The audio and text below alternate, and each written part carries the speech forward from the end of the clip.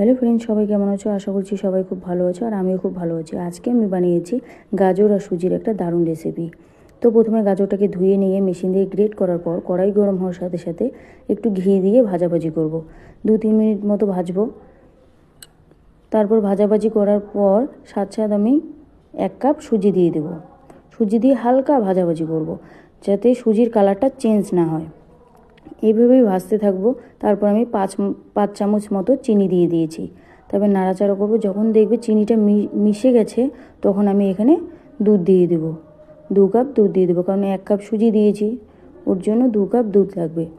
তারপর আর কি এইভাবেই নাড়তে থাকবো।